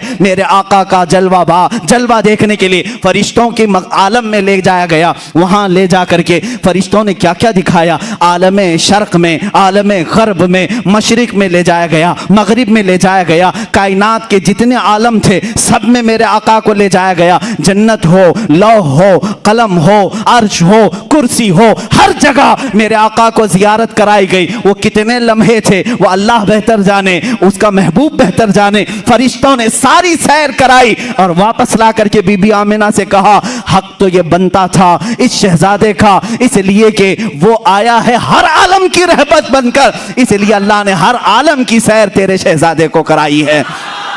आई नई हुकूमत, सिक्का नया चलेगा, आलम में रंग बदला, صبح شب ولادت سیدہ بی بی آمنہ سلام اللہ علیہا کہتی ہیں جب یہ تینوں ملائکہ نے اٹھا کر کے میرے شہزادے کو پوری کائنات کی سیر کرائی، واپس لا کر میرے پاس رکھا، تو جبرائیل امین نے منادی کی، اعلان کیا، اے ملائکہ خوشیاں مناؤ، اے فرشتوں خوشیاں مناؤ، اس لیے کہ اب اللہ رب العزت کا وہ حبیب آیا ہے جس حبیب کی ہر سفارش پر مولا اپنے جلال کو جمال میں تبدیل کرے گا، اپنے جلال کو جمال میں تبدیل کرے گا۔ فرشتے جلال خداوندی سے ڈرتے تھے، اللہ کے جلال سے ڈرتے تھے، اور اس دن انہوں نے خوشیاں منائی۔ اب رب کا جلال اپنے حبیب کے جمال میں آ جائے گا۔ امتیوں ہم کیوں نہ خوشیاں منائیں، اس لیے کہ ہمیں مولا نے پیدائشی اس رسول کی امت میں بنایا ہے۔ اسی لیے تو ہمارے امام اہل سنت فاضل بریلوی نے ہمیں یہ عقیدہ دیا ہے، حشر تک ڈالیں گے ہم پیدائش مولا کی دھوم، مثل فارس نجد کے قلعے گراتے جائیں گے۔ سنو بڑے دھیان سے کہہ رہا ہوں، خاک ہو جائیں عدو جل کر مگر ہم تو رضا، خاک ہو جائیں دشمن جل کر مگر ہم تو رضا، دم میں جب تک دم ہے ذکر ان کا سناتے جائیں گے، دم میں جب تک دم ہے ذکر ان کا سناتے جائیں گے۔ بی بی آمنہ سلام اللہ علیہا نے اعلان کیا کہ میرے گھر مولود مبارک ہو چکا ہے۔ حضرت عبد المطلب خانہ کعبہ کے طواف میں تھے، دوڑتے ہوئے تشریف لائے اور بی بی آمنہ کے گھر میں اس شہزادے مبارکہ کو اٹھایا، سینے سے لگایا اور سیدھے خانہ کعبہ کے پاس لے آئے۔ جانتے ہو اب ہمارے کھڑے ہونے کا وقت آیا ہے، اس لیے کہ ایک روایت یہ ہے جس دن بی بی آمنہ کے گھر میں ولادت ہوئی، حضرت عبد المطلب طواف کر رہے تھے، کس کا؟ خانہ کعبہ کا۔ یہ صبح صادق کی گھڑی ہے، کائنات میں کوئی میرے مصطفیٰ کے متعلق سلام کرے نہ کرے، سلام کے متعلق دلیل پوچھے نہ پوچھے، اے سنیوں میں تمہیں بتاؤں، اس دن حضرت عبد المطلب کہتے ہیں ابھی میرے طواف کے پھیرے مکمل نہیں ہوئے تھے، میں نے خانہ کعبہ کی چھت پر دیکھا، وہ آمنہ کی گھر کی طرف جھکا ہوا نظر آ رہا تھا، خانہ کعبہ جھک چکا تھا۔ بی بی آمنہ کے گھر کی تبارک و تعالیٰ نے سب سے پہلے کیا پیدا کیا؟ کائنات میں کون سی چیز پیدا ہوئی؟ عزیزان گرامی وقار، خود میرے آقا صلی اللہ تعالیٰ علیہ وسلم کی حدیث ہے جس کو حدیث جابر کہتے ہیں، مصنف ابن عبد الرزاق میں یہ حدیث پائی گئی۔ حضور پاک صلی اللہ تعالیٰ علیہ وسلم نے حضرت جابر سے کہا، اے جابر، سب سے پہلے اللہ نے مخلوقات میں تیرے نبی کے نور کو پیدا کیا۔ حضور نے فرمایا کہ سب سے پہلے اول ما خلق اللہ نوری، اللہ نے سب سے پہلے میرے نور کو پیدا کیا۔ وہ رسول کا نور کیسا تھا، کیا تھا، یہ اللہ بہتر جانے۔ حدیث پاک میں یہ ملتا ہے، اور مدارج النبوہ میں شیخ عبدالحق محدث دہلوی رحمۃ اللہ تعالیٰ علیہ اس کی 12 منزلیں بتاتے ہیں کہ نور مصطفیٰ صلی اللہ تعالیٰ علیہ وسلم کو کیسے پیدا کیا گیا۔ کچھ بھی نہیں تھا، آدم تھے نہ حوا تھی، نہ کائنات کی کوئی چیز، نہ جنت دوزخ لوح قلم عرش کرسی، کچھ نہیں، صرف اللہ رب العزت۔ اللہ تعالیٰ فرماتا ہے کنت کنزا مخفیا فاردت ان اعرف فخلقت الخلق، او کما قال رسول اللہ صلی اللہ علیہ وسلم۔ یہ حدیث قدسی ہے، یعنی اللہ خود فرما رہا ہے، رسول کی زبان ہے۔ میرے آقا فرماتے ہیں اللہ نے فرمایا کنتو کنزن مخفیا، میں ایک چھپا ہوا خزانہ تھا۔ اللہ فرما رہا ہے میں ایک چھپا ہوا خزانہ تھا، فاردت ان اعرف، تو میں نے یہ ارادہ کیا کہ میں پہچانا جاؤں، میرا تعارف ہو سب کے سامنے۔ فخلقت الخلق، پھر میں نے ایک مخلوق پیدا کیا، ایک مخلوق، سب سے پہلی مخلوق۔ الخلق سے مراد کیا ہے؟ وہ نور مصطفیٰ ہے۔ میرے آقا صلی اللہ تعالیٰ علیہ وسلم کے نور کو پیدا کیا، اللہ رب العزت نے اپنے حبیب کے نور کو پیدا کیا۔ اس کے بعد ہوا یہ کہ یہ نور کہاں تھا، کیا کر رہا تھا؟ 9 لاکھ سال پہلے کی بات، آدم علیہ السلام کی ولادت سے تقریباً 9 لاکھ سال پہلے، اور بعض روایت میں 5 لاکھ سال پہلے اللہ تبارک و تعالیٰ نے اپنے حبیب کے نور کو پیدا کیا۔ اب یہ نور مصطفیٰ صلی اللہ تعالیٰ علیہ وسلم عالم وحدانیت میں اپنے رب کی مدح و سرائی کرتا رہا، اور یہ نور اپنے رب کی وحدانیت میں رقص کرتا، اور اس کے بعد 12,000 سال کے بعد یہ دوسری منزل میں آیا، 12,000 سال کے بعد تیسری منزل میں، یہاں تک کہ 12 منزلیں یہ اس نور نے طے کی۔ اس میں الگ الگ منزلیں طے کرائی گئیں۔ یعنی اللہ رب العزت کی وحدانیت کا اس کی ایک منزل تھی، اور اللہ رب العزت کے صفات کو پہچاننے والی ایک منزل تھی، معرفت کی ایک منزل تھی، حقیقت کی ایک منزل تھی۔ اس طرح کی 12 منزلیں طے کی گئیں۔ اس کے بعد اب حدیث سنو، اللہ کے حبیب صلی اللہ تعالی علیہ وسلم فرماتے ہیں اللہ نے اپنے نبی کے نور کے 4 حصے کیے، 4 حصے کیے۔ اب یہ 4 حصے جو ہوئے، ایک حصے سے الگ چیز بنائی گئی، دوسرے حصے سے الگ، جیسے حدیث میں ایک حصے سے اللہ تعالیٰ نے جنت کو پیدا کیا، پھر عرش کو پیدا کیا، پھر لوح کو پیدا کیا جس پر سارے انسانوں کی تقدیر لکھی گئی، پھر قلم کو پیدا کیا، چوتھا حصہ باقی تھا، پھر اس میں 4 حصے کیے گئے، پھر ان میں سے اللہ رب العزت نے ایک حصے سے سارے نبیوں کے نور کو پیدا کیا، پھر متقین کو پیدا کیا، مومنین کو پیدا کیا، پھر جو بچا نور کا حصہ تھا پھر اس میں 4 حصے کیے گئے، ان میں سے ایک حصے سے سورج کو پیدا کیا گیا، چاند کو پیدا کیا گیا، پھر ایک حصے سے سارے ستاروں کو پیدا کیا گیا، پھر جو چوتھا حصہ تھا پھر اس میں 4 حصے ہوئے، ان میں سے ایک حصے سے اللہ نے سارے ستاروں کو، سیاروں کو پیدا کیا، کائنات کے عجائبات کو پیدا کیا، جنات کو پیدا کیا، پھر چوتھا جو حصہ تھا ان میں سے 4 حصے پھر ہوئے، ان میں سے ایک حصے سے سارے فرشتوں کو پیدا کیا، پھر ایک حصے سے آسمان کو، ایک حصے سے زمین کو، یہاں تک کہ یہ حدیث بڑی طویل ہے، اللہ کے نبی صلی اللہ تعالی علیہ وسلم بیان کرتے رہے تیرے نبی کے نور کے 4 حصے اللہ نے کیے، پہلے 3 حصوں سے الگ چیزیں بنائی، چوتھے حصے میں پھر 4 حصے، یہ کرتے ہوئے میرے آقا نے یہاں تک بنایا کہ قیامت تک ہونے والی تمام اشیاء کو اللہ نے تیرے نبی کے نور سے پیدا کیا ہے۔ رسول پاک صلی اللہ تعالی علیہ وسلم کے نور سے ساری کائنات کی ہر چیز کو پیدا کیا، اسی لیے ہم یہ کہتے ہیں وہ جو نہ تھے تو کچھ نہ تھا، وہ جو نہ ہو تو کچھ نہ ہو، جان ہے وہ جہان کی، جان ہے تو جہان ہے۔ میرے آقا جانے کائنات ہیں، اصل کائنات ہیں، مقصد کائنات ہیں۔ اللہ رب العزت نے میرے آقا صلی اللہ علیہ وسلم کے نور کو اتنی منزلوں سے گزارا۔ اس کے بعد اب اندازہ کریں آپ، حضور پاک صلی اللہ تعالی علیہ وسلم کے نور کے ایک حصے سے جو سورج بنا ہے، جو ستارے بنے، جو چاند بنے، ان میں اتنی روشنی ہے کہ پوری کائنات کو چمکا رہے ہیں۔ تو جس نور مصطفیٰ میں اللہ نے سراپا نور رکھا ہے، وہ پوری کائنات کو کیسے نہیں جگمگا سکتا ہے، کیسے نہیں روشن کر سکتا ہے۔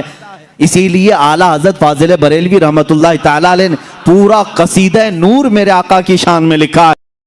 صبح طیبہ میں ہوئی بٹتا ہے باڑا نور کا، صدقہ لینے نور کا آیا ہے تارا نور کا، یا رسول اللہ تیری نسل پاک میں ہے بچہ بچہ نور کا، تو ہے عین نور تیرا سب گھرانہ نور کا۔ نور کا قصیدہ اعلیٰ حضرت نے پورا حضور کے ہر عضو کو نور کہا ہے۔ کاف گیسو ہا دہن یا ابرو آنکھیں عین ساتھ، قرآن کی آیت ہے میرے عزیزو، کاف ہا یا عین صاد، یہ سورہ مریم کی شروع کی آیت ہے، اور اس کو بعض محدثین نے کہا یہ اسم اعظم ہے، اسم اعظم، اس کی تلاوت سے اللہ ہر دعا قبول کرے گا۔ کاف ہا یا عین صاد، لیکن عاشق رسول جب پڑھتا ہے اس میں اپنے نبی کو ہی دیکھتا ہے۔ اعلیٰ حضرت یوں کہتے ہیں کاف گیسو ہا دہن یا ابرو آنکھیں عین صاد، یعنی کاف جو لکھا رہتا ہے اس کی شکل میرے آقا کے گیسوئے پاک کی طرح ہے، ہا جو ہے گول ہوتا ہے دہن مبارک چہرے مبارک کی طرح ہے، یا جو ہے لمبی ہوتی ہے حضور کے ابرو کی طرح دکھتی ہے، عین اور صاد گول گول ہوتے ہیں میرے آقا کی آنکھوں کی طرح دکھتے ہیں۔ کاف گیسو ہا دہن یا ابرو آنکھیں عین صاد، تیری صورت میں ہے اترا سورہ نور کا۔ میرے آقا صلی اللہ تعالی علیہ وسلم کے چہرے پاک پر بھی قرآن کی آیتیں آئی ہوئی۔ عزیزان گرامی وقار، رسول پاک صلی اللہ تعالی علیہ وسلم نے جو منزلیں طے فرمائی، اب وہ اللہ کے حبیب صلی اللہ تعالی علیہ وسلم 9 لاکھ سال کے بعد ہو یا 5 لاکھ سال کے بعد ہو، جب اللہ تعالیٰ نے مخلوقات کو پیدا کرنا چاہا تو سب سے پہلے آدم علیہ السلام کو پیدا کیا۔ آدم علیہ السلام کی پیدائش آپ نے اس سے قبل بھی سنا، زمین کی مختلف مٹی لی گئی اور اسے گوندھا گیا، اور اس کے بعد اس میں روح ڈالی گئی، ان کی پیشانی میں نور مصطفیٰ رکھا گیا۔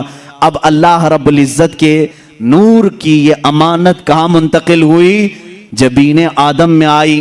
بعض عاشقان رسول تو یہ بھی کہتے ہیں اللہ تعالیٰ نے آدم علیہ السلام کو جب پیدا کیا اور سارے فرشتوں سے کہا اسجدوا لآدم، آدم کو سجدہ کرو، تو ان کو جو سجدہ کرنے کا حکم دیا گیا تھا اصل وجہ تو وہ نور مصطفیٰ ہی تھا۔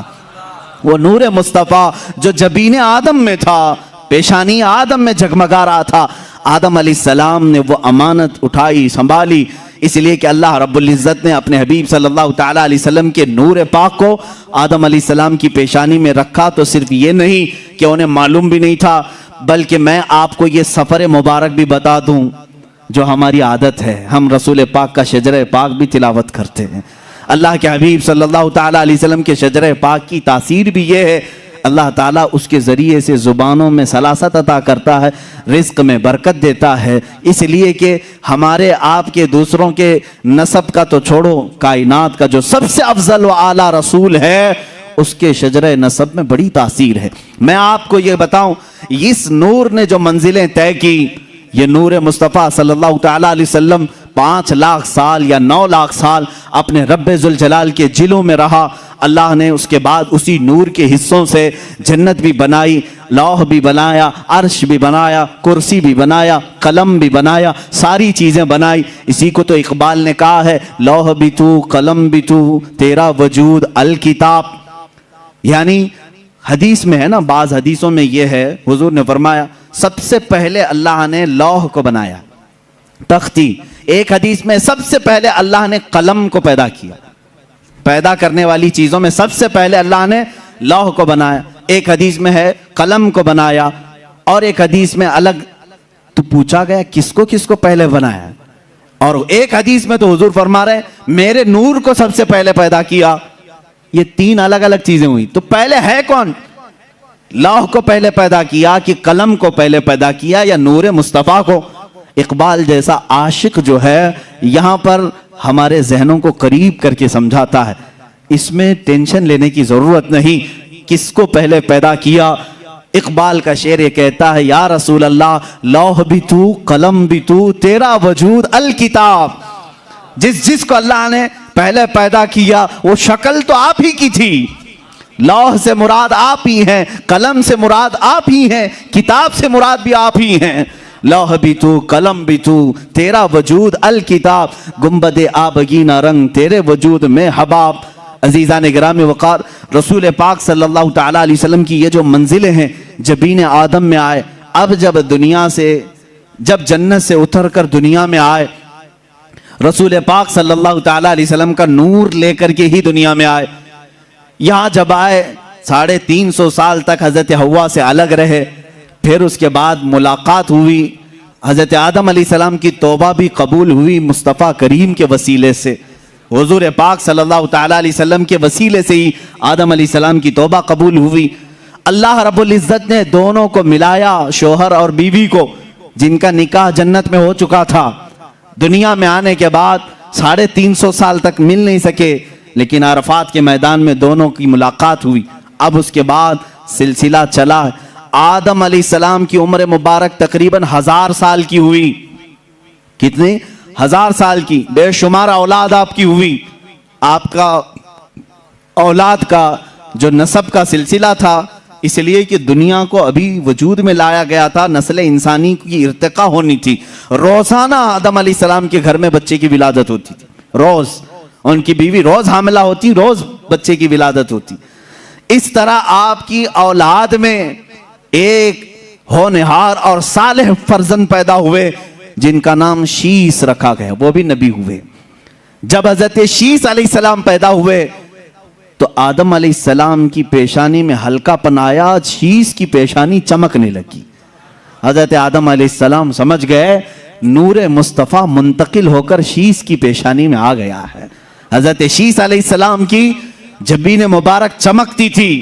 میرے عزیزو، یہ چمک جو ہے حضور کے سارے آبا و اجداد میں پائی گئی، سارے حضور کے جتنے باپ آدم علیہ السلام تک آتے ہیں نسب میں، سب کی پیشانیاں چمکتی تھی۔ حضرت شیس علیہ السلام کو دیکھا آدم علیہ السلام نے، ان کی الگ سے تربیت کی، الگ سے ساری اولاد میں ان کو الگ مقام دیا، اور پھر یہ کہتے رہے حضرت شیث علیہ السلام کا جو نکاح ہوا اس زمانے کی حضرت آدم علیہ السلام کی بیٹیوں سے ہی ان کے نکاح ہوتے تھے، بھائی بہن کے نکاح ہوتے تھے صرف ان کی شریعت میں، باقی کسی کی شریعت میں جائز نہیں، اس لیے کہ اس وقت انسان اتنے ہی تھے، ایک ہی باپ کی اولاد تھے۔ اپنی بیٹیوں میں جو سب سے پاکیزہ تھی آدم علیہ السلام نے ان کے ساتھ حضرت شیث کا نکاح کیا۔ شیث علیہ السلام کے نکاح کے بعد چند ہی دنوں کے بعد دیکھا گیا شیث علیہ السلام کی جبین مبارک سے وہ نور غائب نظر آ رہا ہے۔ انہوں نے بھی سمجھ لیا کہ یہ نور منتقل ہو چکا ہے حضرت شیث علیہ السلام سے، یہ نور مصطفیٰ صلی اللہ تعالی علیہ وسلم یانش میں آیا۔ یہ یانش حضرت شیث علیہ السلام کی اولاد میں سب سے بڑے تھے اور سب سے زیادہ پرہیزگار، اپنے باپ کے وفادار، اتنے اعلیٰ اخلاق تھے۔ ان کو دیکھ کر کے بھی شیث علیہ السلام نے تربیت کی، الگ سے ان کی تربیت کی اور بتایا کہ بیٹا تمہارے پاس اللہ نے ایک بہت بڑی امانت رکھی ہے، تم ادھر ادھر نظر نہیں کرو گے، تمہارا ہر عضو، تمہارا ہر لمحہ پاک ہونا چاہیے، اس لیے کہ تمہارے پاس اللہ کی ایک بہت بڑی امانت۔ دیکھیں اس امانت کو ہر باپ نے محفوظ رکھا اور تربیت بھی ویسی کی۔ حضرت یانش کا جب نکاح ہوا وہ بھی اپنے اشرف خاندان میں، اعلیٰ خاندان میں، جب ان کے گھر ان کی دلہن آئی چند سالوں کے بعد حضرت یانش کی پیشانی مبارک سے بھی وہ نور غائب نظر آیا۔ انہوں نے محسوس کر لیا کہ نور منتقل ہو چکا ہے۔ یہ اس زمانے میں سب کو دکھتا بھی تھا، معلوم بھی ہوتا تھا۔ میاں سب کی پیشانیاں لوگ تو دیکھتے ہوں گے، لیکن ایک پیشانی اگر سورج سے زیادہ چمکنے لگے تو سب کو پتہ ہی چل جائے گا یہ کوئی عام انسان نہیں، اس کے پاس کوئی خصوصیت تو ہے۔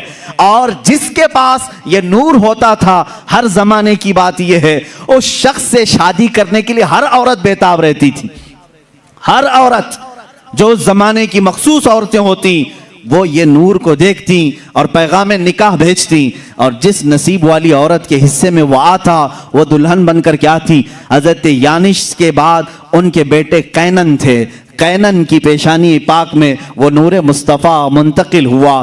رسول پاک صلی اللہ تعالیٰ علیہ وسلم کے نور کی یہ منزلیں ہیں جو سفر کر رہی ہیں۔ نور خدا چلتا ہوا آدم کی جبین میں، جبین آدم سے شیث کی جبین میں، جبین شیث سے یانش کی جبین میں، جبین یانش کی سے قینن کی جبین میں، اور یہاں قینن کی جبین سے پیشانی سے حضرت محلیل کی جبین پاک میں آیا۔ محلیل سے یرد میں، یرد سے ادریس میں، ادریس سے ادریس علیہ السلام کا نام متوشلخ بھی ہے، متوشلخ سے یہ نور مصطفیٰ صلی اللہ علیہ وسلم لامک میں آیا۔ لامک سے حضرت نوح علیہ السلام، جو حضرت نوح علیہ السلام اولاد آدم میں دوسرے رسول بھی ہیں۔ نوح علیہ السلام کی جبین مبارک خوب چمکتی رہی، اور پھر یہ نور محمدی صلی اللہ تعالیٰ علیہ وسلم ان کے بیٹے سام میں آیا۔ سام سے یہ نور ارفخشد میں آیا، ارفخشد سے پھر شالخ میں آیا، شالخ سے پھر ایبر میں آیا، ایبر سے یہ نور فالخ میں آیا، فالخ سے یہ راعو میں آیا، راعو سے یہ صاروخ میں آیا، صاروخ سے یہ پھر ناحور میں آیا، ناحور سے پھر تارح میں، تارح سے پھر یہ جبین مصطفیٰ، نور مصطفیٰ سیدنا ابراہیم خلیل اللہ کی پیشانی میں آیا۔ ابراہیم خلیل اللہ علیہ الصلوۃ والتسلیم کی پیشانی مبارکہ خوب جگمگاتی رہی۔ آپ نے 2 شادیاں کی ہیں، سارہ سے بھی ہاجرہ سے بھی۔ حضرت سارہ سے اسحاق علیہ السلام پیدا ہوئے، لیکن یہ نور منتقل نہیں تھا۔ ابراہیم علیہ السلام نے ہاجرہ سے نکاح کیا سلام اللہ علیہا، حضرت ہاجرہ سے بیٹے پیدا ہوئے اسماعیل علیہ السلام، پھر یہ نور مصطفیٰ جبین اسماعیل میں آ گیا۔ اسماعیل علیہ السلام کا مشہور واقعہ تمہیں معلوم ہوگا، اللہ نے ابراہیم کو حکم دیا تھا جاؤ اپنے بیٹے کی قربانی کرو۔ حضرت ابراہیم علیہ السلام نے حکم خداوندی پر عمل کرنے کے لیے منا کے مذبح خانے میں لائے اور ہاتھ پیر باندھ کر کے، کیا ان کی گردن پر چھری نہیں چلائی تھی؟ ہر بقرعید کو ہم یہ واقعہ سناتے ہیں، گردن پر چھری چلائی، نہ چلی، ابراہیم علیہ السلام نے پتھر پر چلائی، پتھر ٹکڑے ہو گیا، پھر گردن پر چلائی، نہیں چلی۔ عشاق مصطفیٰ کہتے ہیں کیسے چلے گی؟ جبین اسماعیل میں نور مصطفیٰ جگمگا رہا تھا۔